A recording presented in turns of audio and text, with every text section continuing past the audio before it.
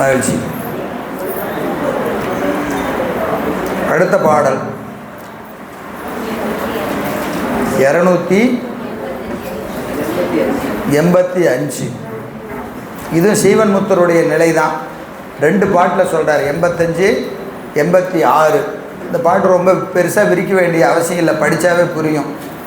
தேசம் இடம் காலம் திக்கு ஆசனங்கள் இன்றி செய்வது ஒன்று போல் செய்யா செயலதனை செய்து அங்கு ஊசல்படும் மனம் இன்றி உலாவல் நிற்றல் உறக்கம் உணர்வு. ஒரு கமா போட்டுங்க, நான் சொல்கிற இடத்துல அப்படியே கமா போட்டிங்கன்னா படிக்கும்போதே புரியும். செய்வது ஒன்று போல் செய்யா செயலதனை செய்து அங்கு ஊசல்படும் மனம் இன்றி, ஊசல்படும் மனம் இன்றி உலாவல் நிற்றல் உறக்கம் உணர்வு உண்டி பட்டினி இருத்தல் கிடத்தல் மாசதனில் தூய்மையினில் வறுமை வாழ்வில் வருத்தத்தில் மைதுனத்தில் சினத்தில் ஆசையினில் வெறுப்பினில் இவை அல்லாதும் எல்லாம் அடைந்தாலும் ஞானிகள் தாம் அறநடியை அகலார். ஞானிகள் அறநடியை அகலார். எப்போ அகல மாட்டாங்க அப்படிங்கிறதுக்கு ஒரு பெரிய பட்டியல் கொடுக்குறார். தேசம் இடம் காலம் திக்கு ஆசனங்கள். எந்த தேசத்தில் இருந்தாலும், இந்த ஊர் அந்த ஊர், இந்தியாவில் வடநாட்டில் மேல்நாட்டில் கீழ்நாட்டில்னு எந்த தேசத்தில் இருந்தாலும் ஞானிகள் என்ன செய்ய மாட்டாங்க? பெருமானை மறக்க மாட்டாங்க. பெருமானை மறக்க மாட்டாங்க. இறைவனை நினைப்பதற்கு நாடு ஒரு தடை இல்லை. நாடு ஒரு தடை இல்லை. யாருக்கு? ஞானிகளுக்கு. நமக்கெல்லாம் தடை தான். இந்த சொன்னதெல்லாம் நமக்கு பொருந்தாது, நமக்கு பொருந்தாது. ஞானிகளுக்குரிய இலக்கணம் தேசம் இல்லை. அப்புறம் என்ன இல்லை? இடம். இந்த இடம் அந்த இடம்னு தனித்தனியாக காட்டில் இருக்கிறோம், நாட்டில் இருக்கிறோம், வீட்டில் இருக்கிறோம், அப்படியெல்லாம் ஒன்றும் இல்லை. அவங்க எங்கே இருந்தாலும் எப்படி இருப்பாங்க? ஒரே மாதிரி இருப்பாங்க. இடம் தடை அவர்களுக்கு இல்லை. தேசத்தினால தடை இல்லை, இடத்தினால தடை இல்லை, காலத்தினால் தடை இல்லை. நமக்கெல்லாம் காலம் தடையாக இருக்கா இல்லையா? இருக்குது இல்லையா? இப்போ காலையிலனா கொஞ்சம் நல்லா கேட்கலாம், என்னங்க ராத்திரியில் போய் வகுப்பு வைக்கிறீங்க அப்படின்னா என்ன ஆகுது? காலம் நமக்கு தடையாகுதா இல்லையா? நல்லா சாப்பிட்டுட்டு நைட்டு 8 மணிக்கு தூக்கம் வர நேரத்தில் போய் வகுப்பை வச்சிங்கன்னா எங்கே கேட்குறது அப்படின்னு கேட்குறோமா இல்லையா? ஏன்னா நமக்கு அந்த என்னது கொஞ்சம் மயக்கமான நேரமாக இருக்குது இல்லையா? நமக்கு நேரத்துக்கு தகுந்த மாதிரி தன்மை இருக்குது தான் செய்யுது இல்லையா? அப்போது நமக்கு என்ன இருக்குதுங்க? காலத்தினால் தடை நமக்கு உண்டு. அப்புறம் திக்கு, திசை. திசை நமக்கு என்ன உண்டு? இந்த திசையில் உட்காந்து பூஜை பண்ணணும், அந்த திசையில் உட்காந்து பூஜை பண்ணணுங்கிறதெல்லாம் நமக்கு இருக்கா இல்லையா? இருக்குது, விதிச்சிருக்கிறாங்க. நம்ம அப்படி தான் செய்யணும். இப்போ சிவ பூஜை பண்ணணும்னா பூஜை பண்ணுறவங்க எப்படி உட்காரணும்? வடக்கு பார்த்து உட்காரணும். பெருமானை கிழக்கு பார்த்து வைக்கணும். ஞானிக்கு திசையே தெரியாது. அவங்களுக்கு கிழக்கு எது மேற்கு எதுன்னு தெரியாது. எல்லா திசையும் என்னது? ஒன்று தான். ஞானிக்கு இல்லை, எனக்கு இல்லைன்னு நம்ம சொல்லக்கூடாது. புரியுதா இல்லைங்களா? அது அவர்களுக்கு உரியது. எனவே திக்கு இல்லை, ஆசனங்கள் இல்லை. இப்போ ஒவ்வொன்றுக்கும் ஒரு ஆசனம் இருக்குது. பூஜை பண்ணணும்னா எந்த ஆசனத்தில் பண்ணணும்? பூஜை எந்த ஆசனத்தில் பண்ணணும்? பத்மாசனத்தில் பண்ணணும். இல்லைன்னா என்ன ஆசனம்? சுகாசனம். சுகாசனம்னா என்னது? சும்மா சப்பனங்கள் போட்டு உட்காரது தான். குறைஞ்சபட்சமாக சுகாசனத்தில் உட்காந்து பண்ணணும். சிறப்பு எது? பத்மாசனத்தில் உட்காந்து பண்ணணும். இப்படிலாம் ஆசனம், ஒவ்வொன்றுக்கும் ஒரு ஆசனம் இருக்குது. அதெல்லாம் யாருக்கு இல்லை? ஞானிகளுக்கு இல்லை. எனவே ஆசனங்கள் இல்லை. அப்புறம் செய்வது ஒன்று போல் செய்யா செயலதனை செய்து. ஒரு வேலையை செஞ்சால் ஒரே மாதிரி செய்ய மாட்டாங்க. போன பாட்டு சொன்னோமா இல்லையா? பாலருடன் உண்மத்தர் பிசாசர் போல ஞானிகள் இருப்பாங்க. அதனால் ஒரே மாதிரி அடுத்த நேரமும் அதே மாதிரி பூஜை பண்ணுவாங்களா அப்படின்னு கேட்டால் பண்ண மாட்டாங்க. நம்மளாம் எப்படி பண்ணுவோம்? 10 வருஷம் ஆனாலும் அதே பூஜை தான், அதே தேவாரம் தான். அந்த தேவாரத்தை கூட மாற்றுறது கிடையாது. 12 திருமுறைன்னு ஆரம்பித்தா அந்த 12 தான். ஏதோ 18,000 பாட்டு இருக்குது, ஏதோ 2 பாட்டை மாற்றி தான் பாடுவான்னு பார்க்கலாம்னா ஒரே பாட்டு ஆரம்பித்தா பூசை ஆரம்பித்தா நமக்கு எப்படி வரும்? அப்படியே கண்ணங்குடி உக்காந்தா தென்னாடுடைய சிவனை போற்றி முடிச்சா கழிச்சு என்றும் இன்பம் பெருகும் இயல்பினால் அது வரைக்கும் பூசை எப்படி போவோம்? அப்படியே போவோம். இடையில நின்றுச்சுன்னு வச்சுக்கங்க, திருப்பி என்ன செய்யணும்? முதல்ல இருந்து வரணும். இல்லைன்னு என்ன செய்யாது, வராது, இடையில வராது. ஏன்னா நம்ம அப்படியே பேப்பரக்காரன் ஆன் பண்ண மாதிரி அப்படியே போவோம். பூசை போயிட்டே இருக்கணும். அப்படிலாம் பண்ணக்கூடாது. என்ன செய்யணும்? இப்போ தேவாரம் திருவாசையாவது மாற்றணும். 12 திருமுறை பாடுறதா எப்படி செய்யணும்? 10 வருஷமாக ஒரே தேவாரத்தையே பாடிட்டு இருக்கிறதா ஒன்றும் தப்பு இல்லை. பெருமான் எதையும் அப்படியே ஏற்றுவார்னு வச்சுங்க. நம்ம கொஞ்சம் ஆகுது பூசை பண்ணும்போது என்ன செய்யணும்? பதிகத்தை புது பதிகங்களாக படிக்கணும். புரியுதா இல்லைங்களா? புது பதிகம் படிக்கலைன்னா என்ன தப்பு அப்படின்னு கேட்டிங்கன்னா, பதிகத்தில் ஒரு குறையும் இல்லை. ஆனால் அதில் ஒரு பெரிய சிக்கல் இருக்குது. ப்ராக்டிக்கலாக ஒரு பிரச்சனை இருக்குது. என்ன பிரச்சனை சொல்லுங்க பார்க்கலாம். மற்றது வராது. அப்புறம் படிக்கிற வாய்ப்பை இழந்துடுறான். இதை விட ஒரு பெரிய சிக்கல் இருக்குது. இதை எல்லாத்த விட ஒரு சிக்கல் இருக்குது. என்ன தெரியுங்களா? நீங்கள் ஆரம்பித்தா உங்கள் வாயை தேவாரம் பாடிக்கிட்டே இருக்கும், அறிவு வெளியே போயிடும். இந்த மாட்டு வண்டியை பூட்டி விட்டா அந்த இவன் படு தூங்கிடுவான். மாடு பாட்டுக்கு போய் வீட்டில் நின்றுக்கும். ஏன்னா அது போய் பழக்கம் இருக்கா இல்லையா? அது மாதிரி என்ன செய்யும் இந்த மனசு? நீங்கள் பூசை ஆரம்பிச்சிங்கன்னா நீங்கள் அறிவு எங்கேயாவது போய் கடையை திறக்கலாமா, நேரமாச்சா இல்லையா, அவன் வந்தானா விளையாடு, இங்கே வாய்ப்பாடு தேவரம் பாடிக்கிட்டே இருக்கும். ஏன்னு கேட்டிங்கன்னா இது என்ன ஆயிடுச்சு? இப்போ மனப்பாடம் அடித்து செயலாகி போச்சு. பூசை பாடு நடந்துகிட்டு இருக்கோம், அறிவு அங்கே நிற்காது. இதே தேவாரத்தை மாற்றிட்டீங்கன்னு வச்சுக்கோங்க, உடனே பாட்டு எந்த பாட்டுன்னு தெரியாது. புத்தகத்தை ஏறையா இல்லையா, பாட்டை காணாம் அப்படின்னு திருப்பி வந்து பூசையில் நிற்பீங்க. நீங்கள் பூசையில் முதல்ல நிற்கணும்னா என்ன செய்யணும்? பாட்டை மாற்றிக்கிட்டே இருக்கணும். கிரியையை மாற்றக்கூடாது. பாடல்கள் என்ன செய்யணும்? அபிஷேகம் பண்ணிங்கன்னா ஒரு நாளைக்கு திருத்தொண்ட தொகை பாடணும், ஒரு நாளைக்கு சிவபுராணம் பாடணும், ஒரு நாளைக்கு வேறு ஏதாவது ஒரு பதிகம், உங்களுக்கு எந்த பதிகம் படிக்கணும்னு ஆசை இருக்கோ அந்த பதிகத்தையெல்லாம் என்ன செய்யணும்? பூசையில் மாற்றி பாடணும். 12 திருமுறை பாடுங்க. திங்கக்கிழமை ஒரு 12, அதை செவ்வாய்க்கிழமை பாடக்கூடாது. செவ்வாய்க்கிழமை வேற 12. புத்தகத்தில் ஒரு நோட்டை போட்டு எழுதுங்க. நிறைய இருக்குது, புத்தகத்தில் இருக்குது, அதை படிங்க. நீங்களே உங்களுக்கு பிடிச்சதை எடுத்து எழுதுங்க. 1ஆம் திருமுறையில் ஒரு 10-20 பாட்டை எடுத்து வைங்க, அதெல்லாம் வரிசையாக எழுதுங்க. 2ஆம் திருமுறை எழுதுங்க. புத்தகத்தை பார்த்து படிங்க. புத்தகத்தை ஒன்றும் தப்பு கிடையாது. நான் மனப்பாடமாக சொல்கிறேன்னு வாய்ப்பாட்டு பாடிக்கிட்டே இருக்கோம். அது வாடுக்கு எங்கேயாவது அப்படியே ஊர் சுற்றிட்டு வரும் இல்லையா? ஏன்னா என்ன ஆகிப்போச்சு, உள்ள எல்லாம் பழகிடுச்சு. நீங்கள் அதான் சொன்னார், அழகாக சொன்னார், கையொன்று செய்ய வெளியொன்று நாட கருத்தொன்று என்ன பொய்யொன்று வஞ்சக நாவொன்று பேச. இதெல்லாம் என்னது பிரச்சனை நம்மகிட்ட பூசையில் இருக்குது. இந்த பிரச்சனையெல்லாம் நம்மகிட்ட இருக்குது. அதுக்காக என்ன செய்யணும்? நிறைய புதிய பதிகங்களை பாடணும்னா குறைஞ்சபட்சம் இந்த பாட்டு தெரியாததுனால அந்த பாட்டில் போய் நிற்கும். என்ன அழகு, சாத்திர பாராயணம் பண்ணணும். பூசையில் என்ன பண்ணணும்? சாத்திரங்களை பாராயணம் பண்ணணும். சித்தாந்த மாணவர்கள் கட்டாயம் சாத்திரங்களை உங்கள் பூசையில் பாராயணம் பண்ணணும். எடுத்துக்கிட்டிங்கன்னா ஒரு 10 பாட்டு, 20 பாட்டு, இல்லைன்னா 50 பாட்டு. 50 பாட்டு எடுத்திங்கன்னா தினமும் ஒரு டைம் டேபிள் போட்டிங்கன்னா சரியாக போயிடும். என்னது? திங்கட்கிழமை உண்மை விளக்கம் அப்படின்னு எழுதி வச்சிங்கன்னா எத்தனை பாட்டு? 53 பாட்டு. 1/4 மணி நேரம் தான் ஆகும். திங்கட்கிழமைக்கு உண்மை விளக்கம் எப்போ படிக்கணும்? பூசையெல்லாம் முடித்ததுக்கப்புறம் புத்தகத்தை கையில் எடுத்து வச்சு உண்மை விளக்கம் 53 பாட்டை படிக்கணும். செவ்வாய்க்கிழமைக்கு சிவஞான போதம் மொத்தத்தையும் படிக்க முடியாது ஒரே நாளில். 1/4 மணி நேரம் டைமு. ரொம்ப நேரமெல்லாம் வேண்டாம். நிறையா வச்சோம்னா என்ன செய்வோம்? 2 நாளைக்கு படிச்சுட்டு விட்டுருவோம். அதனால் ஒரு 1/4 மணி நேரம் வச்சுக்கிட்டிங்கன்னா ஒரு நாளைக்கு உண்மை விளக்கம், ஒரு நாளைக்கு சிவஞான போதம் முதல் 6 நூற்பாக்கள்.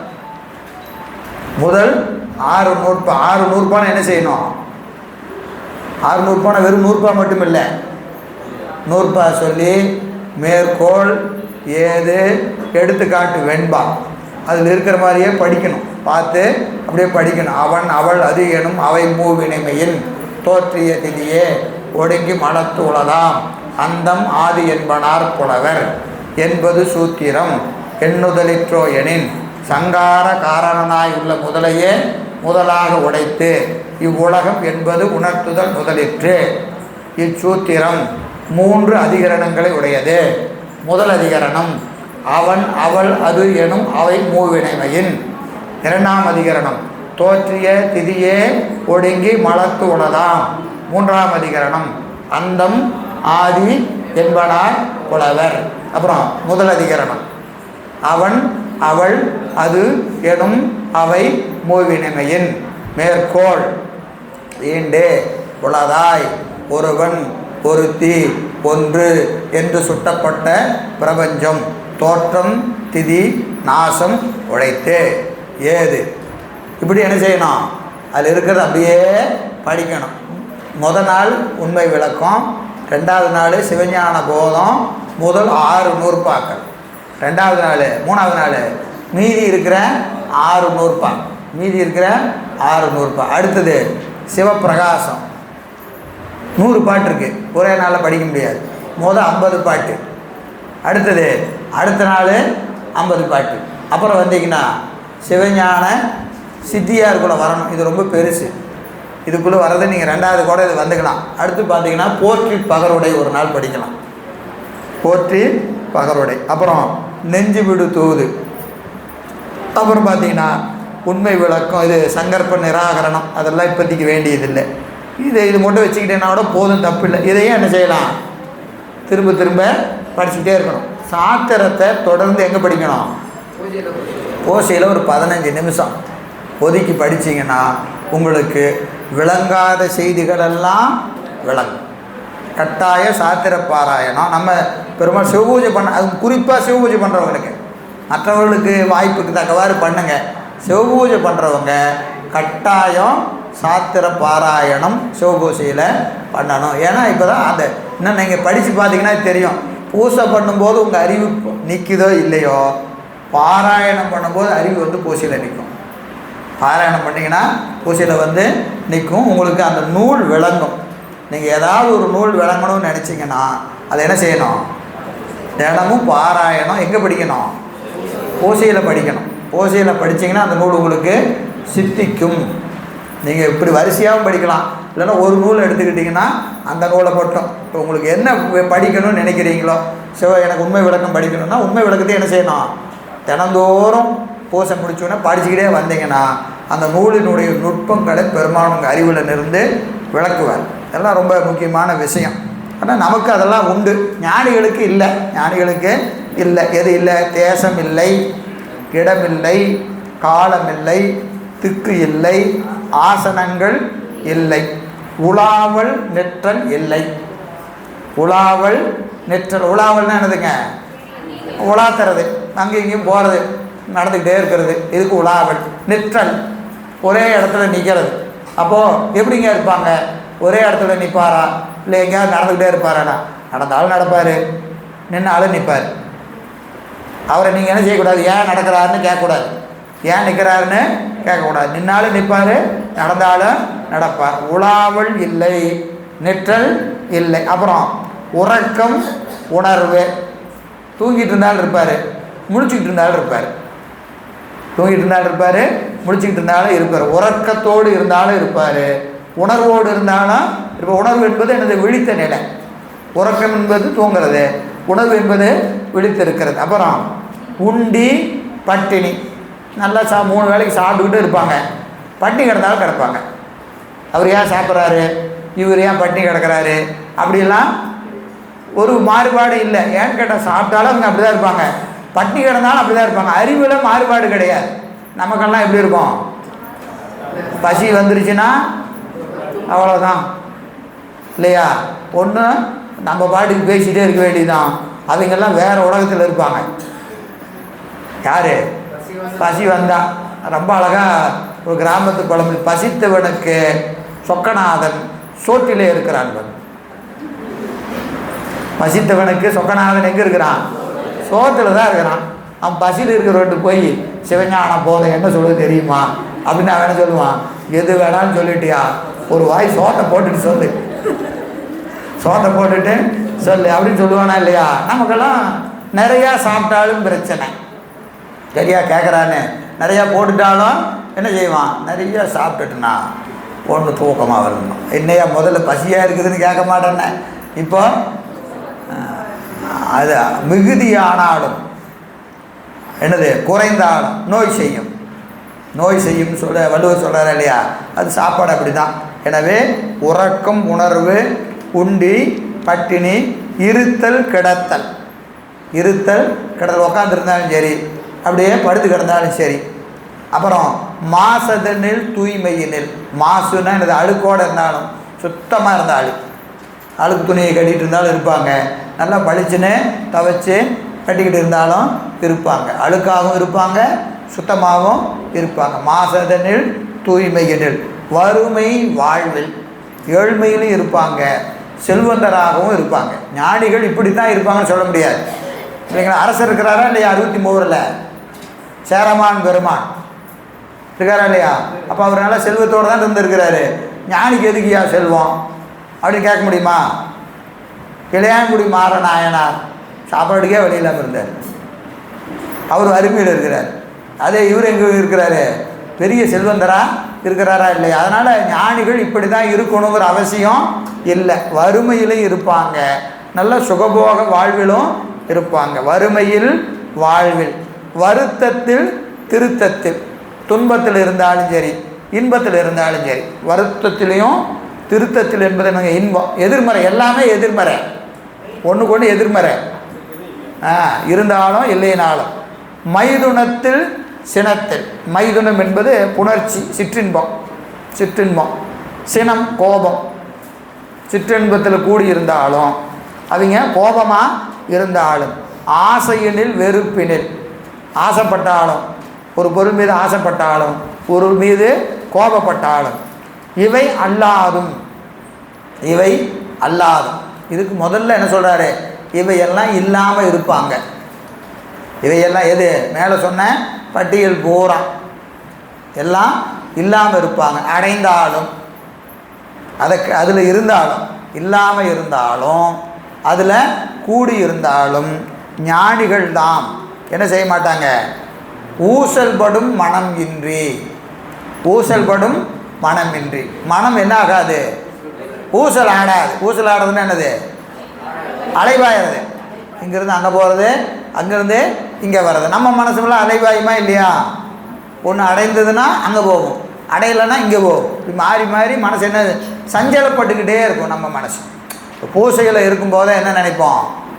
நல்லா பூசை அருமையாக இருக்குது, ஆஹா அருமையா அப்படின்னு நினச்சிட்டு செய்ய செய்ய பூசை முடிய நேரம் வந்தோடனே வேலைக்கு வேறு போகணும், அவன் வேறு வந்துடுவான், அவன் நேரமாச்சு, கடை வேறு திறக்கணுமே அப்படின்னு மனசு இங்கேருந்து எங்கே போயிடுது?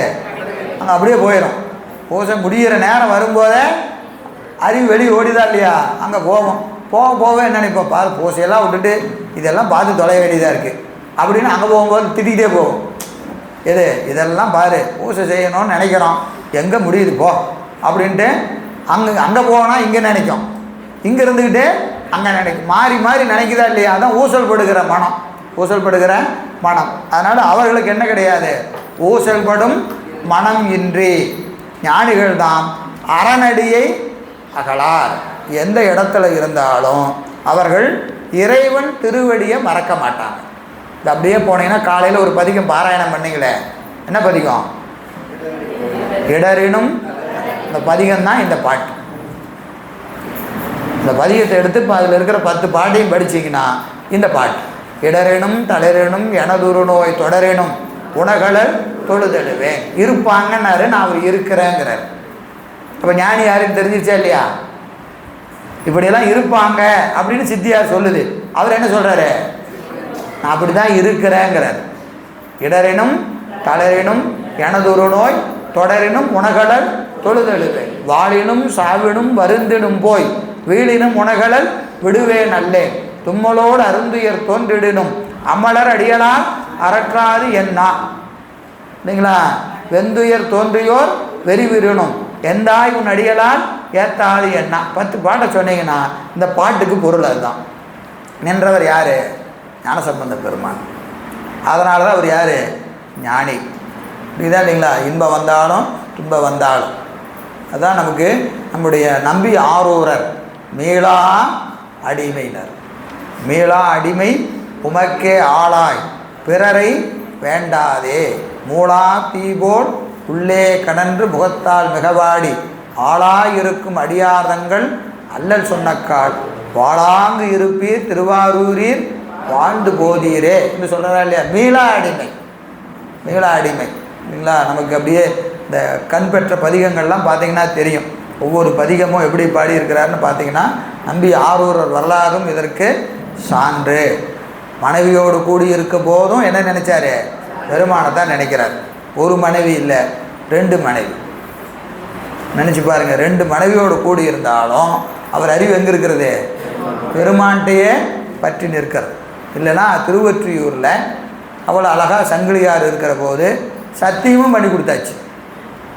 சத்தியம் பண்ணியாச்சு. இனி ஊர் எல்லையை தாண்டினா என்ன பிரச்சனை வரும்னு தெரியாது, ஆனால் ஏதாவது வரும். சத்தியம் பண்ணி கொடுத்தாச்சுன்னு தெரிஞ்சு போச்சு இல்லையா? ஆனாலும் என்ன ஆனாலும் சரி, நான் திருவையாறில் நம்முடைய திருவாரூரில் வசந்த உற்சவத்தை காண வேண்டும் என்று கருதி அவர் என்ன செய்கிறாருங்க? பெருமானை பார்த்தே ஆகணும்னு ஊர் எல்லையை கிடக்கிறாரா இல்லையா? 2 கண்ணும் போயிடுது. 2 கண்ணு போனாலும் அந்த கண் தெரியாமல் என்ன செய்கிறாருங்க? அங்கேருந்து திருவாரூர் வரைக்கும் வரார். பல்வேறு துன்பங்களுக்கு இடையே ஆரூர் பெருமானை தரிசிக்க வேண்டும் என்று நம்பி ஆரூரர். நினச்சி பாருங்கள், கண்ணு தெரியலன்னா நம்ம ஊட்ட விட்டு வெளியே வருவோமா? கண்ணு ஏதோ ஒரு சூழ்நிலையால் கண்ணு போயிடுச்சு, நம்ம என்ன செய்வோம்? பெருமானை திட்டி தீர்த்து எல்லாம் என்ன சாமி இதெல்லாம் அப்படி ஆயிடுச்சு இப்படி ஆயிடுச்சு அப்படின்னு சொல்லிவிட்டு நம்ம ஊட்ட விட்டு வெளியே வரமாட்டோம். பூஜையும் பண்ண மாட்டோம், பூஜையும் பண்ண மாட்டோம். ஆனால் என்ன செய்கிறாருங்க? அங்கேருந்து இப்படியே வரார். திருவாரூர் வரைக்கும் கண்ணு தெரியாமல் வராருன்னா அப்போ அவர் அந்த உறுதிப்பாடு எப்படி இருக்குன்னு பாருங்கள். வருகிற போது பெருமானை தரிசிக்கணும். வழி நெடுக பாடுகிற பதிகங்களாம் கங்கைவார் சடையா கடனாதா கால காலனே காமனுக்கு கனலே பொங்குமாகடல் விடமிடற்றானே பூதநாதனே புண்ணியா புனிதா செங்கன்மால் விடையாய் தெளிதேனே தீர்த்தனே திரு ஆவடுதுறையில் அங்கனா எனை அஞ்சேல் என்று அருளாய்கிறார். ஐயா கண்ணு கொடுக்காடி பரவாயில்ல, நான் இருக்கிறேன் பயப்படாதன்னு சொல்லியா ஆறுதல் சொல்லுன்னு கேட்குறாரு. இப்போ எவ்வளவு அவர் துன்பப்பட்டிருக்கணும் யோசிச்சு பாருங்க. பெருமானை பற்றி என்ன சொல்கிறாங்க? அங்கனா என்னை அஞ்சே பயப்படாதையா, பார்த்துக்கிறேன் ஒரு வார்த்தை சொல்லியா அப்படின்னு கேட்குறாரு. சாமி அதெல்லாம் கிடையாது, போ கிளம்புங்கிறாரு. சொல்லவே இல்லை. என்ன செய்கிறாங்க? திருவெண்பாக்கத்தில் என்ன செய்கிறாருங்க? உள்ளதாக இருக்கிறியா? ஆமாம்மா உலோ போகிறேன்றானே. என்ன செஞ்சார்? ஒரு குச்சி தூக்கி வேறு போடுறாரு. குச்சி தூக்கி போட்டு உலோகம் போகீர் என்றானே. 3 கோல் கொடுத்துட்டு என்ன செஞ்சிட்டாரு?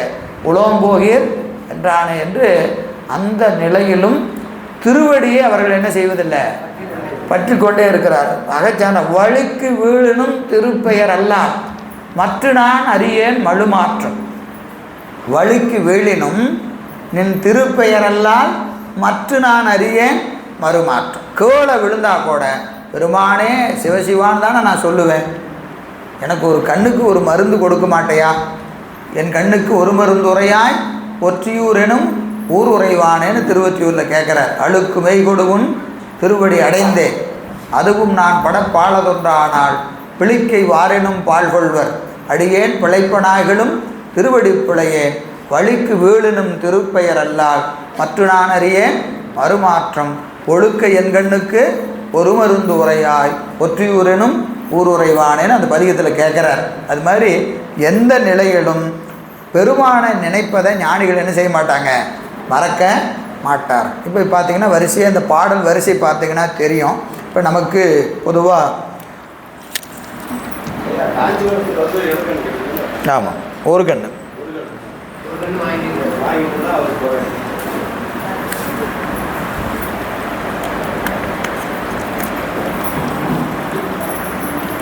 ஒரு கண்ணு கிடைக்குது, திருப்பியும் ஒரு கண்ணு எங்கே கிடைக்குது? திருவாரூர் வரைக்கும் ஒரு கண்ணிலே போகிறார். திருவொற்றியூர்லேருந்து காஞ்சிபுரம் வரைக்கும் கண் இல்லாமல் வர்றார். காஞ்சிபுரத்தில் ஒரு கண்ணு கிடைக்குது. திருப்பி என்ன செய்கிறாரு, அங்கேருந்து திருவாரூர் வரைக்கும் ஒரு கண்ணோடைய போகிறார். நினச்சி பாருங்கள், நமக்கு கண்ணு வழி வந்தாவே நாமெல்லாம் பெருமானை நினைக்க மாட்டோம். கண்ணு போகிறதில்ல, கண்ணு வழி வந்தாவே செய்ய மாட்டோம், பெருமானை மறந்து போயிடுவோம். சரி, எனவே இந்த பாடல் வரிசையை நீங்கள் பார்க்கணும். இது 2வது அதிகாரம் தானே. 2வது அதிகாரம் என்னது? முதல் அதிகாரம் என்ன, 2வது அதிகாரம் என்ன?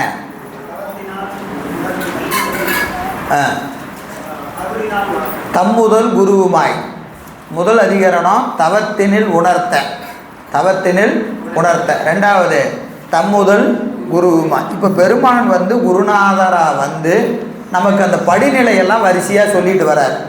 தம்முதல் குருவுமாய் எத்தனாவது பாட்டிலிருந்து வருது? 262லேருந்து 2வது அதிகரணம். சரியாங்கய்யா? 262, 63. ஆமாம், 262 வரைக்கும் முதல் அதிகரணம், 63லேருந்து 2வது அதிகரணம். அதில் வரிசையாக சொல்கிறார். முதல்ல இந்த தவம் என்பது புறச்சமய நெறி நின்றும் அகச்சமயம் புக்கும் அப்படிங்கிற பாடலில் அந்த தவத்தின் இலக்கணம் சொல்லி, அப்புறம் பெருமான் குருநாதராக வர்றார், தீக்கை செய்கிறார். நிராதார தீக்கை, ஆதார தீக்கையெல்லாம் செஞ்சு அவர் செய்கிற அந்த அருளை என்ன செய்கிறாருங்க? 263 நமக்கு என்ன செய்கிறாருங்க? அந்த பிற சமயங்களுடைய இழுக்கும் சைவ சமயத்தினுடைய உயர்வையும் சொல்கிறார் 263. 264 பிற சமய முத்தி. பிற சமயங்கள் முத்தியெல்லாம் என்னது? எம்மையே ஈரட்டு ஆண்டு எய்தி, அதானே? 264 பிற சமய முத்தின்னு சொல்லி சைவ சமய முத்தியினுடைய சிறப்பையும் சொல்லுகிறார். 265 என்ன செய்கிறாரு? வேத ஆகம சிறப்பு. 265, 66, 67 3 பாட்டு. சரியா? வேதாகம சிறப்பு தானே. 3 பாட்டில் சொல்கிறாரா இல்லையா? 65, 66, 67. 268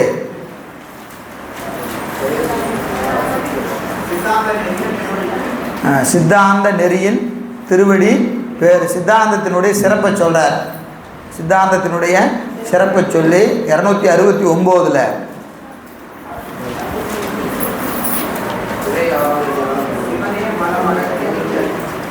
புத்தகத்தில் இருக்கிற தலைப்பு அப்படியே வரிசையாக சிறப்பு. சரி, 269.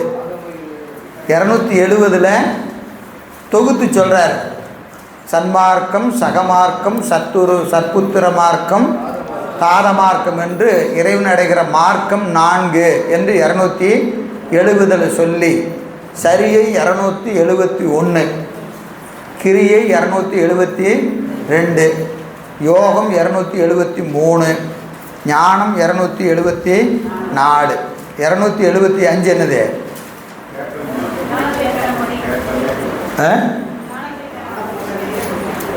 ஞான பூசையே முத்திக்கு வழி.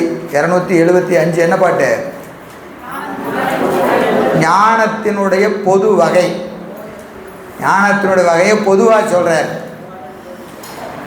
ஞானத்தின் வகைகளை சிறப்பாக சொல்கிறது 276. 277 ஞானமே சிறந்தது. தானம், யாகம், அதை விட சிறந்தது எது? ஞானம்னா என்பதை 277.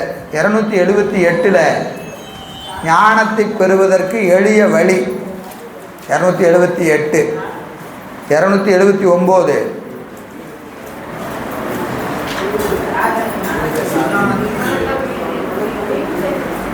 280 கேட்டல் ஞானம். 281 சிந்தித்தல் ஞானம். 82 தெளிதல் ஞானம். 83 நெட்டை ஞானம், நெட்டை ஞானம். 84 85 சிவஞானிகளுடைய இயல்பு, சிவஞானியுடைய இயல்பு. அப்போ வரிசையாக கொண்டு வந்து ஞானிகிட்ட கொண்டு வந்து நிறுத்திட்டார், ஞானி கொண்டு வந்து நிறுத்திட்டார். இப்போ இந்த ஞானிகள் நெட்டை கூடி நிற்பாங்க, சரிங்க. அவங்களுக்கு உலகமே காட்சிப்படுமா படாதா அப்படின்னு கேட்டால் ஓரோரு வழி காட்சிப்படலாம். நெட்டை கூடியவங்க சில நேரத்தில் என்ன செஞ்சுருவாங்க, கொஞ்சம் கீழே இறங்குவாங்க. துரியாதீதத்திலிருந்து கீழே இறங்குற போது அவங்களுக்கு என்ன ஆகும், உலகம் காட்சிப்படும், உலகம் காட்சிப்படும். இதில் நமக்கு புரியுதில்லை, இதில் யாருக்கு புரியுது, ஞானிகளுக்கு. நெட்டை கூடி இருக்கிற போது அவங்களுக்கு என்ன தெரியாது, உலகம் தெரியாது. இப்போ கண்ணப்ப நாயனார் 6 நாள் இருந்தார், அவருக்கு உலகம் தெரிஞ்சுதா, தெரியல. பெருமான் மட்டும்தான் தெரிஞ்சார். அப்பா வந்தார், தேவராட்டி வந்தா, நான் கூடவே அந்த 2 தோழர்கள் வந்தாங்க. 6 சொன்னதும் அவர் காதில் விழவே இல்லை. இங்கே என்னென்னமோ செஞ்சு பார்த்தாங்க, எதுவுமே அவருக்கு எட்டல் இல்லை. அவர் எப்படி நிற்கிறாரு, நெட்டை கூடி நிற்கிறார். நெட்டை கூடி நிற்பதுனால அவருக்கு என்ன தெரியல, உலகம் காட்சிப்படலை, உலகம் காட்சிப்படலை. அப்படி இருக்கிற போது ஒரு சில நேரத்தில் கொஞ்சம் கீழே இறங்குவாங்க. கீழே இறங்குனா என்ன தெரியும், உலகம் தெரியும். உலகம் தெரியாதுன்னா என்னது, இப்போ உலகம் தெரியாதுன்னா இருட்டாக இருக்குமா,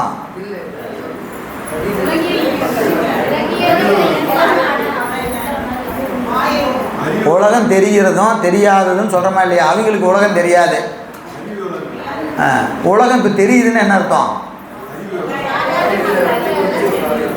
எதிர்த்து நிற்கிற ஆள் யாருன்னு தெரிஞ்சிருவார். அதுக்கு முன்னாடி அவருக்கு யாரும் தெரியாது, யாருன்னு தெரியாது. கண்ணப்ப நாயனாருக்கு தெரிஞ்சுது, அவருக்கும் உலகம் தெரிஞ்சுது. இடையில அவருக்கு என்ன வரும், உலகம் காட்சிப்படும். இந்த 6 நாளில் ஒரு சில இடத்துல மட்டும் அவருக்கு உலகம் காட்சிப்பட்டது. நீங்கள் புராணம் கரெக்டாக படிச்சிங்கன்னா தெரியும், உலகமே அவருக்கு தெரியல. ஆனால் ஒரு சில இடத்துல மட்டும் என்ன தெரிஞ்சது, உலகம் தெரிஞ்சது. எங்கே தெரிஞ்சது, யாரை சொல்லுங்க பார்க்கலாம்.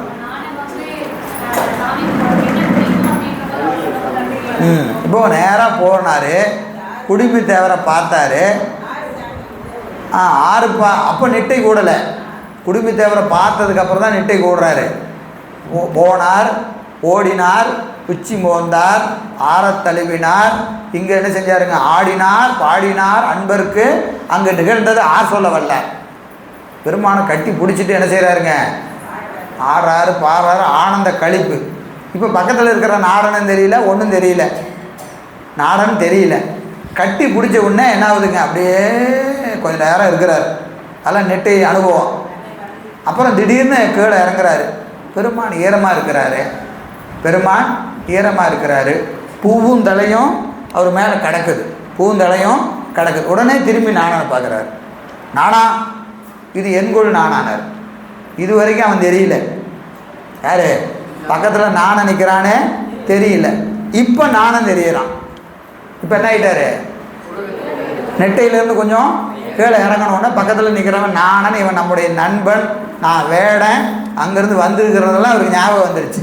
உடனே என்ன கேட்குறான், இது என் கொண்டு நானா அப்படின்னு கேட்டவன் அவன் செய்கிறான். என்னது, முன்பு ஒரு நாள் தந்தையோடு மாவேட்டை ஆடி பண்டி குன்றிடை வந்தபோது ஒரு பார்ப்பான் ஒன்று இலை பூச்சூட்டி ஊட்டி முன் ஏதோ பறைந்தான், இன்றும் அவனே செய்திருக்க வேண்டும் அப்படின்னு சொன்னான். என்னது, ஏற்கனவே உங்கள் அப்பா கூட வந்தேன், ஒரு பார்ப்பான் வந்தான், தண்ணி ஊற்றுனான், பூ வச்சான், சாப்பாடை வச்சு ஊட்டுனான், ஏதோ சொன்னான். அவன் பார்த்ததை அப்படியே சொல்கிறான்.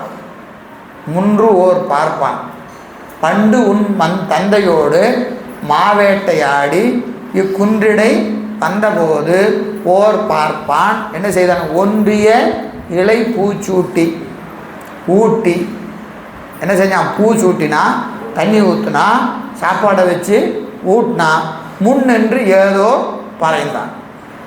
அவ்வளோதான் அவன் சொன்னான். அவன் பார்த்ததை அப்படியே சொல்லிட்டான். சொன்ன உடனே திருப்பி இவர் நெட்டைக்கு போயிட்டார். கேட்ட உடனே இவர் என்ன ஆகிட்டார், நெட்டைக்கு போயிட்டார், நானனை மறந்துட்டார். இது நமக்கு புரிகிற மாதிரினா செலக்டிவ் அம்னீசியா. கேள்விப்பட்டிருக்கிறீங்களா? சினிமா படத்துல எல்லாம் இந்த டைலாக் சொல்லுவாங்க, என்னது செலக்டிவ் அம்னீசியா அப்படின்னு என்ன அர்த்தம்? சிலது மட்டும்தான் ஞாபகத்தில் இருக்கும், மற்றதெல்லாம் மறந்து போயிடும். அது மாதிரி இவருக்கு வேணுங்கிற போது மட்டும் ஞானம் தெரியும், அப்புறம் திருப்பியும் போயிடுவார், மறந்துடுவார் அவனை. அப்படி ஒரு வியாதி. என்ன வியாதி?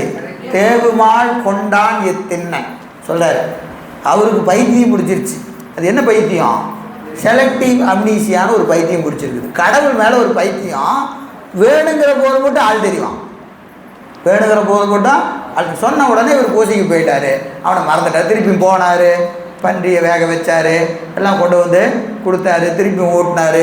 ஒரு நாள் ஆச்சு, 2 நாள் ஆச்சு. இதுக்கடையில் என்ன செய்கிறாங்க, அவங்க அப்பா நாகன் வரான், தேவராட்டி, இவன் நாடன் காடன், இவங்கெல்லாம் என்னென்னமோ பேசுகிறாங்க. எதுவுமே இவர் காதில் விழுவலை. இப்போ நாடன் பூசையை பற்றி சொல்லும்போது இவர் காதில் விழுவுது. ஒரு பார்ப்பான் வந்தான், பூச்சி ஊட்டினா, தண்ணி ஊட்டுனா, இதெல்லாம் காதில் கேட்குது. இப்போது அவங்க தந்தையார் வந்தாச்சு, நாகன் இருக்கிறான், காடன் இருக்கிறான், தேவராட்டி இருக்கிறான், அவங்க என்னென்னமோ செய்கிறாங்க. எதுவுமே அவருக்கு தெரியல. இவங்க யாருன்னா தெரியல. நான் பார்த்துருக்கோமே, ஒரு பைத்தியக்காரன் இருப்பான். அவங்க அப்பா வந்து தங்கம் என்னென்னா அவன் அப்பாவை பார்க்க மாட்டான், அம்மாவை பார்க்க மாட்டான், அம்மாட்டுக்கு அப்படியே போய்கிட்டே இருப்பான், அங்கே அப்படியே போயிட்டே இருப்பான். அப்பா தெரியாது, அம்மாவும் தெரியாது. அப்படி தான் இருக்கிறார் கண்ணப்ப நாயனார். தாயும் தந்தையும் முன்னின்று எவ்வளவோ முயற்சிகள் செய்தும் அவர்கள் செய்கின்ற எந்த செயலும் அங்கே நடக்கலை. அவருக்கு அதை பற்றியே ஒன்றும் அனுபவமே நிகழலை. பிறகு 6 நாள் ஆகிறது. 6வது நாள் பெருமான் கண்ணில் குருதி வருது. இதெல்லாம் புராணம் நமக்கு தெரியும். குருதி வந்த உடனே இவருக்கு அந்த குருதியை பார்த்த உடனே தான் ஒரு வேடுவன்ற ஒரு நினைவு வருது. அது வரைக்கும் மறந்து இருக்கிறவர் என்ன நினைக்கிறாரு, நம்ம வேடுவ கூட தலைவன், எனவே நம்மை துன்பப்படுத்த வேண்டும் என்பதற்காக பெருமானுக்கு யாரோ ஊறு செஞ்சிட்டாங்க. என்ன நினைக்கிறாருங்க, இப்போ நான் என்ன துன்பப்படுத்தினா என்ன செய்யலாம், எனக்கு ரொம்ப பிடிச்சவங்களை துன்பப்படுத்தினா நான் துன்பப்படுவேனா இல்லையா? அது மாதிரி என்னை துன்பப்படுத்த வேண்டும் என்று எனக்கு பிடிக்காத யாரோ ஒருவர் இறைவனுக்கு ஊறு செய்து விட்டார்கள். இப்போ ஒரு நினைப்பு அவருக்கு வருது. இதுவரைக்கும் தான் வேடுங்கிற நினைப்போ காட்டுக்கு ராஜாங்கிறதா அவருக்கு வரல. இறைவனுக்கு ஒரு துன்பம் வருகிற போது அதை பார்த்த உடனே இவருக்கு எங்கே வந்துடுறாரு, கீழே இறங்கி வந்துட்டார். இப்போ இந்த பழைய நினைவெல்லாம் வருது இல்லைங்களா? இதுதாங்க தன்னை மறந்து இருக்கிறதுக்கு உண்மை நெட்டைன்னு பேர். தன்னை மறந்து நின்னா அதுக்கு என்ன பேர், உண்மை நெட்டை அப்படின்னு பேர். சில நேரங்களில் மல வாசனை காரணமாக அவர்கள் மேலிருந்து கீழே இறங்கினா உலகம் தெரியும். உலகம் காட்சிப்படுகிற போது இப்போ நாடன் நண்பன்னு தெரிஞ்சுதா இல்லையா? நாடன் நண்பன்னு தெரிஞ்சது. அதே மாதிரி ஞானிகளுக்கு இவர் அம்மா, இது மனைவி, இது மக்கள் அப்படிங்கிறது காட்சிப்படும். நெட்டையில் இருக்கும்போது அம்மா இருந்தாலும் தெரியாது, மனைவி இருந்தாலும் தெரியாது, குழந்தை இருந்தாலும் தெரியாது. அவர்களெல்லாம் யாரோ வராங்க போகிறாங்க, இவங்க அறிவு பூரா பெருமானை நினச்சிக்கிட்டு இருக்கோம். சில நேரங்களில் அவங்க என்ன செய்வாங்க, கீழே இறங்குவாங்க.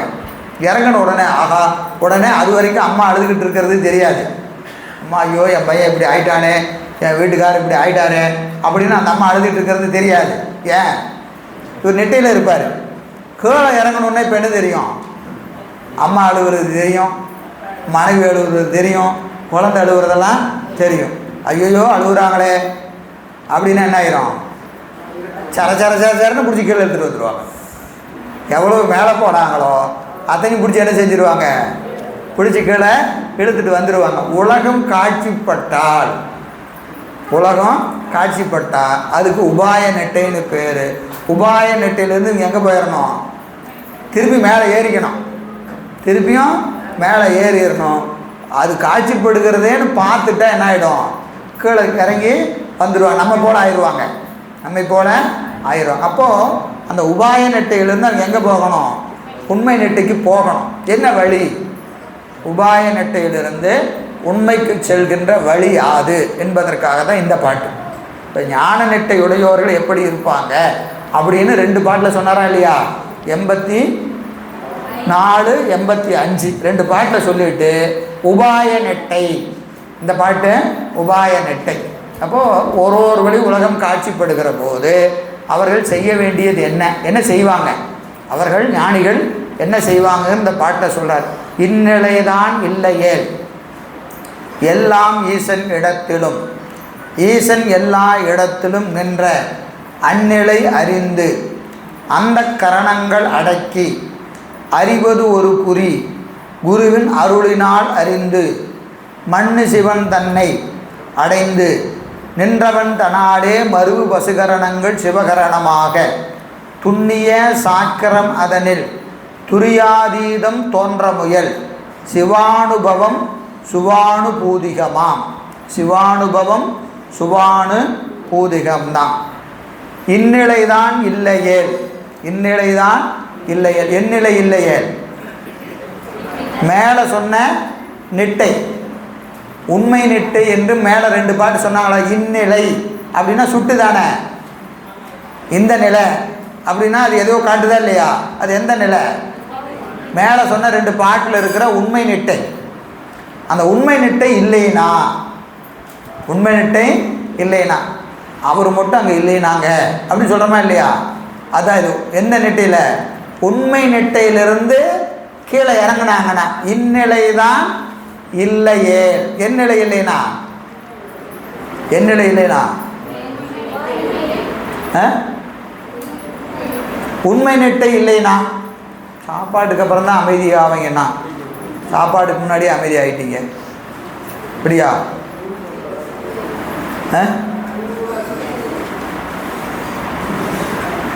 உண்மை நிட்டை இல்லை என்று சொன்னால் இந்நிலை என்பது எதை குறிக்குது? உண்மை நிட்டை. அந்த நிலையில் இல்லைன்னா, ஞானிகள் அப்படி இல்லைன்னா எங்கே வருவாங்க? கீழே இறங்கிடுவாங்க, மேலேருந்து கீழே இறங்கிடுவாங்க. அது இல்லைன்னா ஈசன் எல்லா இடத்திலும், எல்லாம் ஈசன் இடத்திலும் நின்ற அந்நிலை அறிந்து உபாய நெட்டைக்கு வந்துட்டாங்கன்னா அவங்களுக்கு என்ன தெரியும்? உலகம் காட்சி படம், மனைவி தெரிவாங்க, மக்கள் தெரிவாங்க, வீடு வாசல் எல்லாமே தெரியுமா இல்லையா? நம்ம இருந்த வீடியா, என்னோடய மனைவியா, என்னுடைய குழந்தையா அப்படின்னு ஒரு எண்ணம் வருதா இல்லையா? நெட்டை கூடி இருக்கும்போது ஞாபகம் வராது. நெட்டை கலைஞ்சிட்டா காட்சிப்படுமா இல்லையா? அப்படி காட்சிப்பட்டால் என்ன செய்யணும்? எல்லாம் பெருமான்னு நினைக்கணும். மனைவியை பார்த்தா எப்படி பார்க்கணும்? அதுவும் சிவன்தான், அதுவும் சிவன்தான். அம்மாவை பார்த்தா அதுவும் சிவன்தான், குழந்தை பார்த்தா சிவன்தான், வீட்டை பார்த்தா சிவன்தான். எல்லாமே சிவமாக பார்க்கணும். எல்லாம் ஈசன் இடத்திலும், எல்லாம் ஈசன் இடத்திலும், எல்லாம் சிவத்துக்குள்ளே அடக்கம். எல்லாமே எதுக்குள்ளே அடக்கம்?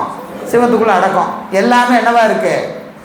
சிவமாகவே இருக்குது. இந்த ஒரு பொருள்னு பார்த்தா இந்த பொருள் எதில் அடங்குது? சிவத்தில் அடங்குது. இந்த பொருள் என்னவா இருக்குது? இப்போது சிவமாக இருக்குது அப்படின்னு நினைக்கணும். இதெல்லாம் யாருக்கு அறிவுரை? சிவஞானிக்கு. சிவஞானிக்குரிய நெட்டை கூடுவதற்கு உபாயம், நெட்டை கூடுவதற்கு உபாயம். உபாய நெட்டையிலிருந்து உண்மை நெட்டைக்கு எப்படியா போகிறது அப்படின்னா, பார்க்குற பொருள்னால் என்னவா தெரியணும்? சிவமாக தெரியணும், சிவமாக தெரியணும். நமக்கு ஒருத்தர் அடிக்க வந்தால் கூட சரி சிவன்தான் பெருமான் தான் கூட்டுறான், நடக்கட்டும் அப்படின்னு என்ன செய்யணும்? ஏற்றுக்கொள்வதற்கு பழக்கணும். அடிக்க வந்தால் ஏற்றுக்கணுமா சார்னா? ஆமாம், ஏற்றுக்க தான் வேணும். ஏன் அடிக்க வரான்? ஏற்கனவே செஞ்சு வச்சுருக்கிறோம். யாரையோ எப்போ பிடிச்சி அடித்தோமோ, நம்ம எப்போ பிடிச்சி அடித்தோமோ தெரியல, இப்போ நம்ம ஒருத்தன் அடிக்க வரான் அப்படின்னு நினச்சிட்டா என்னாச்சு? பிரச்சனை இல்லை. அதுக்காக அடி வாங்க முடியுமா அப்படின்னா ஒன்றும் பண்ண முடியாது. சரியா? அப்போது எல்லாம் ஈசன் இடத்திலும், ஈசன் எல்லா இடத்திலும் நின்ற அந்நிலை அறிந்து, நின்ற அந்நிலை அறிந்து என்ன செய்யணும்? அந்த கரணங்கள் அடக்கி, அந்த கரணங்கள் மனம், புத்தி, சித்தம், அகங்காரம், இந்த 3 என்ன செய்யணும்? அடக்கணும். மனதை என்ன செய்யக்கூடாது? போய் பற்றணும் அப்படின்னு என்ன செய்யக்கூடாது? அது போய் பற்றுமா இல்லையா? போய் பற்றுமா பற்றாதா? பற்றும். எது ஏன் போய் பற்றுது? இப்போ உதாரணத்துக்கு வைங்க, மனம் இந்த விடயத்தை வாங்கின உடனே அதோட நிற்காது, என்ன செய்யும்? அடுத்தது போய் பற்றும், அப்புறம் அடுத்தது போய் பற்றும். ஏன் மாறி மாறி பற்றுகிறது? ஏன் மாறி மாறி பற்றுகிறது? எல்லாம் வேறு வேறு பொருள், புரியுதா இல்லைங்களா? இப்போ நீங்கள் இந்த டேபிள் பூரா ஒரு பலகாரம் வச்சுருக்கிறீங்கன்னு வச்சுக்கோங்க. பலகாரம் என்ன பலகாரம்? நிறையா வச்சுருக்கிறீங்க. இனிப்பு, லட்டு, ஜிலேபி, மைசூர் பாக்கு, மிக்சரு, முறுக்கு, இப்படி ஒரு 10-15 வகையான பலகாரம் வச்சுருக்கிறீங்க. நான் எடுத்து என்ன செய்கிறேன்? ஒன்று எடுத்து சாப்பிட்ட உடனே அட இரியா அதை சாப்பிட்லாயா அப்படின்னு அதை எடுத்து சாப்பிட்றேன். அப்புறம் அடாடா இரியா இதை சாப்பிட்லாம். இப்போ என்ன செய்கிறேன்? இதை சாப்பிடும்போதே அது போகிற, அதை சாப்பிடும்போதே அடுத்தது போகிற. இது ஏன்னா இதெல்லாம் வேறு வேறு, இதெல்லாம் என்னது வேறு வேறு. சாப்பிட சாப்பிட என்னது இங்கேருந்து அங்கே போகுது, அங்கேருந்து அங்கே போகுது. இப்போ உதாரணத்துக்கு இதுவும் லட்டு, இங்கேயும் லட்டு, இங்கேயும் லட்டு, 10மே என்னவா இருக்குது? லட்டாகவே இருக்குது. நான் என்ன செய்ய மாட்டேன்? இதே எந்த லட்டை திங்கலாம்? இதே யோ ஏயா பறக்கிற, எல்லாம் ஒரே லட்டு தாயா, எல்லாம் அப்படியா அப்படின்னு என்ன செய்ய மாட்டேன்? இதை தின்னாவே போதும், இதை தின்னாவே போதும். இப்போ என்ன செய்யாது? இதிலிருந்து இன்னொன்று போய் பற்றாது. இப்போ நமக்கெல்லாம் ஒரு பொருளும் இன்னொரு பொருளும் உலகத்தில் வேறு வேறு இல்லையா? இப்போ இந்த வீடுனா இந்த வீடு வேறு, அந்த வீடு வேறு, மனைவி வேறு, அம்மா வேறு, குழந்தை வேறு, வருமானம் இந்த கடை வேறு, அந்த கடை வேறு, அந்த காசு வேறு, இந்த காசு இப்படியெல்லாம் நமக்கு வேறு வேறையாக தெரியுது. வேறு வேறையாக தெரியறதுனால இங்கே போன உடனே மனசு என்ன செய்யுது? அங்கே போயா, அங்கேருந்து அங்கே போயான்னு கட்டிக்கிட்டே இருக்குது. மனசு அங்கேயும் இங்கேயும் போயிட்டே இருக்குது. இதுவும் சிவம், இதுவும் சிவம், இதுவும் சிவம். காண்பதெல்லாம் சிவமாக தெரிஞ்சிருச்சுன்னா மனசு என்ன செய்யாது? அழைப்பாயாது. உதாரணத்துக்கு இப்போ சித்தியார் புத்தகம் 10 புத்தகத்தை அடுக்கி வச்சுருக்கிறேன். நான் இங்கே இந்த புத்தகத்தை எத்தனை வச்சுருக்கிறேன்? 10 புக்கு. இதில் எடுத்து 4வது பக்கம் படிச்சுட்டு திடீர்னு வச்சுட்டு 7வது பக்கம் எடுக்கணும். இந்த புத்தகத்தை எடுத்துன்னு வச்சுங்க. நல்லா தான் பாடம் எழுதிட்டு இருந்தார். எல்லாம் ஒரே புத்தகம்தான். ஏன் இப்படி பறக்கிறாரு? ஏன் எல்லாம் ஒரே புத்தகம்தான். இதுலேயும் 7வது பக்கம் அதுதான் இருக்க போகுது, அந்த புத்தகத்துலேயும் 7வது பக்கம் அதான் இருக்குது. இவர் ஏன் இங்கேருந்து அங்கே ஓடுறாரு அப்படின்னு கேட்கமா இல்லையா? அப்போ என்னது? எல்லாம் ஒரே பொருள் ஆயிடுச்சுன்னா மனம் என்ன செய்யாது? அலைப்பாயாது. அப்போ ஞானிகளுக்கு பார்ப்பதெல்லாம் சிவமாக தெரிஞ்சிட்டா மனசை அடக்க வேண்டிய அவசியம் இல்லை. ஏன்னா மனசு என்ன செய்யாது? அலைப்பாயாது முதல்ல. ஏன்னா அந்த கரணங்களை செலுத்துவது மேலே ஒரு தத்துவம் இருக்குது, அராக தத்துவம். அராக தத்துவத்தை பற்றி ஏற்கனவே சொல்லியிருக்கிறோம். பெற்றதை விடுத்து பெறாததின் மேல் இச்சையை தூண்டுவது. உன்னை பெற்றுட்டா என்ன செய்யும்? அதை முடியா, அது உனக்கு கிடைக்கல பாரு, அதை போய் பிடிக்கும். இப்போ இதை விட்டுட்டு அதை பிடிக்கணும்னா அதுவும் சிவம்னா, இதை விடியா இந்த சிவத்தை விட்டுட்டு அந்த சிவத்தை பிடிக்கணும். இது ரெண்டும் ஒரே சிவமாக இருந்தா அப்படியே அடங்கிடும். அதுக்கு என்ன கிடையாது? வேறு சாய்ஸே கிடையாது. மனம் முதலாகிய கருவிகளுக்கு வேறு விடயத்தை பற்றுவதற்கு வேறு வாய்ப்பே இல்லை. அது என்ன செஞ்சிடும்? அடங்கி பேசாமல் நின்றோம். அப்போ அதுதான் இங்கே ஞானத்தை பெறுகிற போது நெட்டை போடணும்னா அதற்கு முதல் வழி என்னது? முதல்ல பார்க்கிற பொருள்லாம் சிவமாக தெரியணும். மனசு அலைபாயறது அப்போ தான் நிற்கும். நீங்கள் அலைபாயறதெல்லாம் நிறுத்த முடியாது. புரியுதா இல்லையா? அலைபாயறத நிறுத்தவே முடியாது. அது நிறுத்துறதுக்கு ஒரே வழி என்னது? எல்லாம் ஒன்று தான், எல்லாமே என்னது? சிவம்தான். நீங்கள் எதை பெற்றாலும் அது என்னது? சிவங்கிற உணர்வு உங்களுக்கு வந்துருச்சுன்னா என்ன ஆகாது? பரபரக்க வேண்டாம். பலகாலும் சொன்னேன், மனமே வரவர கண்டு ஆராய், ஏங்கி இளையாதே மனமேனர், ஏங்கி இளையாது. அப்போது எல்லாமே சிவமாக பார்த்துட்டா மனம் முதலான கருவிகள் என்ன செய்யும்? தானே அடங்கிடும், தானே அடங்கிடும். எனவே அந்த கரணங்கள் அடக்கி, சரிங்க, அந்த கரணத்தை அடக்கிறதுக்கு வழி எது? எல்லாமே சிவமாக பார்க்கணும். எல்லாமே எப்படிங்க பார்க்குறது? அடுத்த கேள்வி. முதல்ல நெட்டை போடணும். நெட்டை விட்டு கீழே வந்தால் பொருள் தெரியும். பொருளெல்லாம் என்னவா பார்க்கணும்? சிவமாக பார்க்கணும். சிவமாக பார்த்தா என்ன அடங்கிடும்? கரணங்கள்லாம் அடங்கிடும். இப்போ சிவமாக எப்படி பார்க்குறது? ஏன்னா எனக்கும் ஆசை தான், பார்க்குறதெல்லாம் எப்படி பார்க்கணும்? சிவமாக பார்க்கணும். தெரிய மாட்டேங்குது. நம்ம என்ன தான் சொன்னாலும் நமக்கு என்ன தெரியுது? வேறையாக தானே தெரியுது. சிவமே நமக்கு எப்படி தெரியுது? வேறையாக தான் தெரியுது. நமக்கு என்னது? இந்த கோயிலில் இருக்கிற சிவம் வேறையாக தெரியுது, அந்த கோயிலில் இருக்கிற சிவமே நமக்கு வேறு வேறையாக தெரியுது. நீங்கள் அப்புறம் உலகத்தில் போய் எங்கே சிவத்தை பார்க்குறது? உண்டா இல்லையா? இப்போ நம்ம ஊரில் இருக்கிற சிவத்தை போய் பார்க்க மாட்டோம். இங்கேருந்து எங்காவது போய் ஒரு 2000 ரூபா செலவு பண்ணிட்டு போனாதான் அங்கே பெருமாள் வருவார். இங்கே அதெல்லாம் பார்த்துக்கலாங்க, அவர் இங்கே தான் இருக்கிறார். இங்கே ஒரு விளக்கு ஏற்றுறது கிடையாது. என்ன சொல்ல போனால் இந்த திருப்பதிக்கு போவான், திருப்பதிக்கே போவான். எங்கே போவான்னு கேட்டிங்கன்னா, அந்த வீதியில் இருக்கிற முக்கில் ஒரு பெருமாள் கோயில் இருக்கும். விளக்கு ஏற்றுறதுக்கு 50 ரூபா கொடுக்க மாட்டான். இந்த பெருமாளுக்கு 50 ரூபா கொடுக்க மாட்டான். திருப்பதியில் போய் உண்டியில் 50,000 போடுவான். அந்த திருப்பதி வெங்கடாஜலபதி வேற, இந்த முக்கில் இருக்கிற பெருமாள் வேற. இவருக்கு கொடுத்தா இவர் திருப்பி கொடுக்க மாட்டார். அதனால் இவருக்கு 50 ரூபா எது கொடுக்க மாட்டான், விளக்கு ஏற்றுறதுக்கு கொடுக்க மாட்டான். நேராக அந்த காசை எடுத்துகிட்டு போய் எங்கே போடுவான், திருப்பதி உண்டியில் கூட போடுவான். ஏன்னா அவர் தான் திருப்பி கொடுப்பார். இந்த வெங்கடாஜலபதி வேற, அந்த வெங்கடாஜலபதி வேற. இப்படியெல்லாம் நமக்கு வேறுபாடு இருக்கா இல்லையா? பெருமான் நமக்கு பெருமான் அப்படி தான் இருக்கிறார். நம்ம ஊரில் இருக்கிற பெருமானை வழிபாடு செய்யாமல் என்ன செய்வோம், எல்லாம் கிளம்பி எல்லாம் 10 நாள் 15 நாள் போய் செலவு பண்ணி பார்த்தாதான் பெருமானை. தலை யாத்திரை செய்யக்கூடாதுங்கிறது இல்லை, புரியுதா இல்லைங்களா? நாங்கடா கடைசியில் தலை யாத்திரை போகாதுன்னு சொல்கிறாரு அப்படின்னு நினச்சிடாதீங்க. முதல்ல நம்ம ஊரில் இருக்கிற பெருமானம் அவரும் ஒன்றுன்னு தெரியணும். ஆனால் தலத்துக்கு விசேடம் இருக்கு. மூர்த்தி தலம் தீர்த்தம் முறையாய் வழிபட ஒரு வார்த்தை சொல்ல சத்குரு வாய்க்கும். நாடும் நகரமும் நற்திரு கோயிலும் தேடி திரிந்து சிவபெருமான் என்று பாடுமின் பாடி பணிமின் பணிந்தபின் கூடிய நெஞ்சத்து கோயிலாய் கொள்வனே நமக்கு திருமந்திரத்திலேயே இருக்குது. ஒரு ஊராக பெருமானை தேடி பூசிக்கணுங்கிறது நம்ம மிக முக்கியமான ஒரு ஒழுக்கம். அதுலெல்லாம் ஒன்றும் குறையில்லை. ஆனால் அந்த பெருமானும் இந்த பெருமானும் ஒன்று என்பதை நீங்கள் அறிஞ்சுக்கணும். அதை அறியணும். முதல்ல இங்கே நம்ம எதையுமே செய்யாமல் அங்கே போனாதான் அப்படின்னு நினைக்கக்கூடாது, புரியுதா இல்லைங்களா? அந்த பெருமானும் ஒன்று. யார்? நம்ம ஊரில் இருக்கிற பெருமானும் அண்ணாமலையாரும் ஒன்று. நம்ம ஊரில் இருக்கிற பெருமானும் நடராஜ பெருமானும் ஒன்று தான். நம்ம ஊரில் இருக்கிற பெருமானும் தியாகேச பெருமானும் ஒன்று தான். அங்கே பார்க்குற உணர்வு உங்களுக்கு இங்கே வரணும். அங்கே போனால் உங்களுக்கு என்ன மெய்ப்பாடு வருகிறதோ அந்த மெய்ப்பாடு எங்கே வரணும், இங்கே வரணும். நம்ம ஊரில் இருக்கக்கூடிய மூர்த்தத்தில் வரணும். இது பழக்கத்துக்கு வரணும்னா அதை விட ரொம்ப முக்கியம், இந்த எல்லா பெருமானும் எங்கே இருக்கிறாங்க, நீங்கள் செய்கிற பூசமூர்த்தியில் இருக்கிறாங்க. நீங்கள் செய்யக்கூடிய பூசமூர்த்தியில் யார் இருக்கிறா? இவர் தான் அவர் தான் இவர்.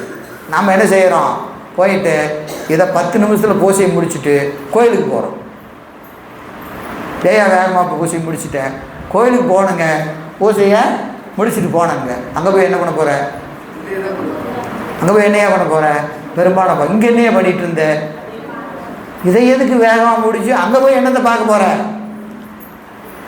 இங்கே உனக்கு ஏகநாயகனை இமையவுக்கு அரசை நீயும் நானுமாய் ஏகபோகமாய் பூசையில் பெருமானை உட்காந்து உன்னையே பார்த்துக்கிட்டு இருக்கிறாரு.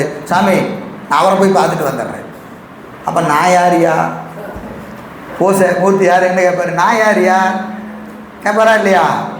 நம்ம எவ்வளவு அந்த பெருமானை பார்க்கிற பார்வையில் கோளாறு இருக்கு பாருங்க, புரியுதா இல்லைங்களா? அப்போ இந்த குறியில் பெருமானை பார்க்கணும். எந்த குறியில்? குருவின் அருளினால்.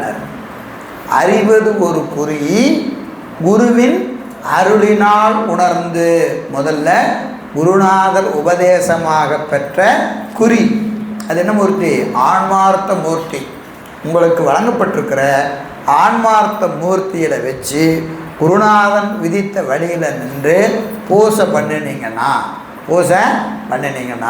உங்களுக்கு இதுவும் அதுவும் ஒரே சிவம்னு தெரியும்.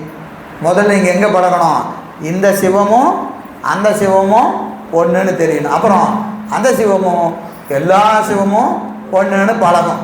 அதை பழகினதுக்கப்புறம் அந்த சிவமும் இந்த சிவமும் ஒன்று. படி எப்படி ஏறுது பாருங்க. முதல்ல இங்கே பெருமானை பார்க்கணும். எங்கே பார்க்கணும்? பூசாமூர்த்தியில் பெருமானை பார்க்கணும். பார்த்ததுக்கப்புறம் நம்ம திருக்கோயிலில் இருக்கிற பெருமானும் இவரும் வேறல்ல அப்படின்னு உங்களுக்கு தெரியணும். தெரிஞ்சதுக்கப்புறம் அவரும் இவரும் ஒன்றுனா அவரும் எல்லாம் ஒன்று தான்.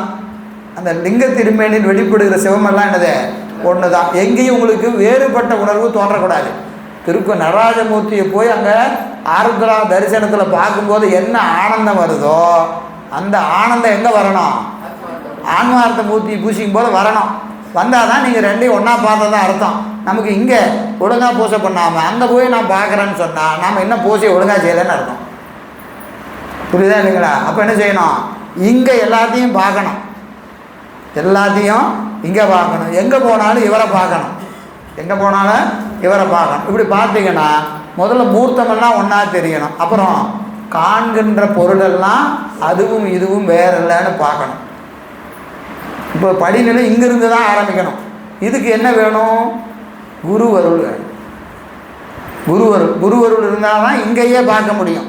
அறிவது ஒரு குறி, அறிவது ஒரு குறி. குறின்னா என்னது? சிவலிங்க திருமேனி, ஆன்மார்த்த மூர்த்தி. அறிவது ஒரு குறி.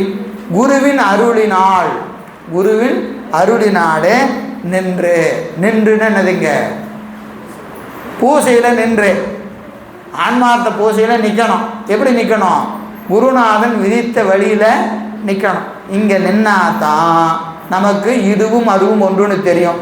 அப்புறம் அதுவும் ஒன்றுன்னு தெரியும். அப்புறம் எல்லாமே ஒன்று தாயா, எல்லாமே ஒன்று தாங்கிற ஒன்று. இப்போ படிநிலையில் இப்படி தான் நிகழும். ஞான நெறிக்கு போகணும்னா வழி இதுதான்.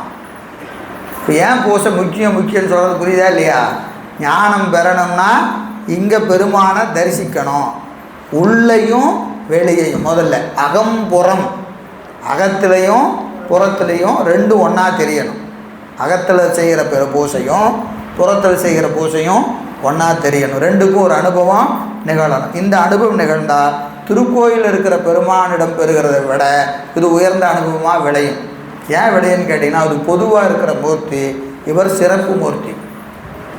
புரியுதா இல்லைங்களா? இது யார்? நமக்காக கொடுத்துருக்கிற மூர்த்தி. இங்கே தான் அனுபவம் நிகழணும். இங்கே அனுபவம் நிகழாதபடி எங்கும் அனுபவம் நிகழாது, எங்கேயுமே நிகழாது. நீங்கள் ஆன்மார்த்த பூசையை ஆன்மார்த்தமாக செய்யாதபடி ஞானத்திற்கு வழியே இல்லை, வழியே இல்லை. ஏன் பூசை முக்கியங்கிறத தயவு செஞ்சு வைத்து கொள்ளுங்க. இதை நாம் ஆன்மார்த்தமாக செய்தால் தான் அடுத்தடுத்த படிக்கு போக முடியும். இதுக்கு மேலே நிறையா படி இருக்கு. புரியுதா இல்லைங்களா? முதல் படி என்னது? அந்த பெருமானை பூசிக்கிறது. எப்படி அன்போடு பூசிக்கணும், எப்படி விடாது பிடிக்கணும். பெருமான பூசையின் சிறப்பை உணரணும் முதல்ல. இது தாங்க தோற்றுவாய். ஞானம் தோன்றணும்னா இங்கே பெருமானை எதற்காகவும் பூசையை விடக்கூடாது. எதற்காகவும் பூசையை விடாமல் பெருமானை பூசிச்சிங்கன்னா ஒரு அனுபவம் நிகழும். அப்போது திருக்கோயில் இருக்கிற பெருமானும் இவரும் ஒன்றே என்கின்ற உணர்வு, அப்புறம் எல்லா பெருமானும் ஒன்று தாங்கிற உணர்வு, பிறகு காண்கின்ற பொருளெல்லாம் சிவம் என்று பெறுகிற உணர்வு. இது நிகழ்ந்துட்டால் கரணங்கள் அடங்கும்.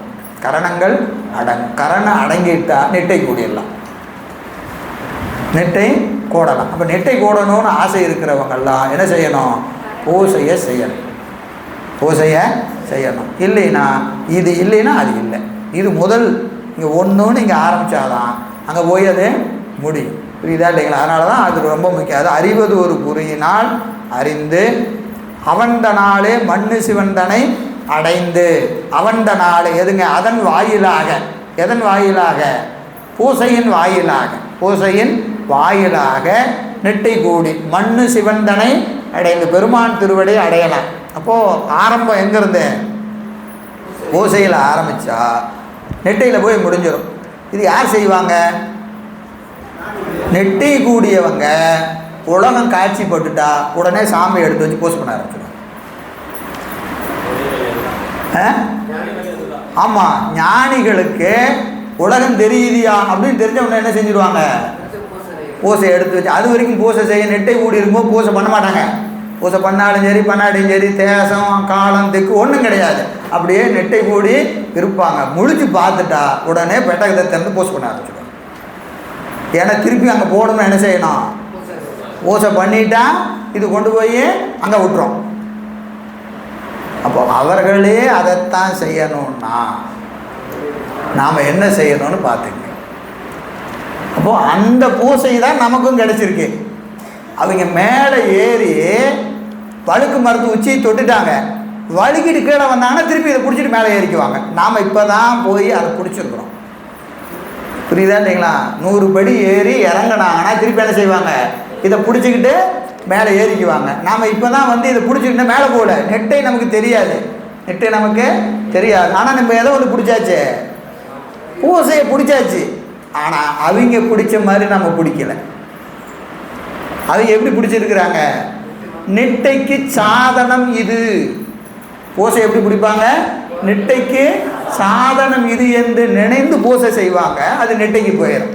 நாமெல்லாம் வாங்கியாச்சு செய்யணும், வாங்கியாச்சு செய்யணும், முடிச்சுட்டு அங்கே போகணும், முடிச்சுட்டு இங்கே போகணும். 1 மணி நேரம் டைம். 1 மணி நேரத்துக்குள்ளே பூசையை முடிச்சிடும். இந்த பாட்டு பாடினா பூசை முடிஞ்சிருச்சு, இந்த பாட்டு பாடினா பூசை முடிஞ்சிருச்சு, அபிஷேகம் பண்ணால் பூசை முடிஞ்சிருச்சு. இப்படி தான் நம்ம பூசை செஞ்சிட்ருக்கோம் இல்லையா? பூசையின் பயன் என்னவாக இருக்கணும்? நெட்டையாக இருக்க வேண்டும். பூசையின் பயன் நெட்டையாக இருக்க வேண்டும். அதை நாம் முதல்ல இந்த பூசை செய்கிற போது இது நமக்கு கிடைத்திருக்கிற வாய்ப்பு, கிடைத்திருக்கிற வாய்ப்பு என்று அறிந்து பூசை செய்ய வேண்டும். புரியுதா இல்லைங்களா? இதுதான், அதாவது சித்தியாரில் தாங்க இதெல்லாம் இருக்குது, வேறு எங்கேயுமே கிடையாது. நன்றாக நினைவு வைத்துக் கொள்ளுங்கள். இந்த நுட்பங்கள் சித்தியாரில் தான் இருக்குது, வேறு எங்கேயுமே இது இவ்வளோ விரிவாக சொல்லப்படும். எனவே அவண்ட நாளே மண்ணு சிவந்தனை அடைந்துனர். மீண்டும் எங்கே போயிடுவாங்க? நெட்டைக்கு கூடிடுவாங்க. எனவே மருவு பசுகரணங்கள் சிவகரணமாக, பசுகரணங்கள்லாம் என்ன ஆகிடும்?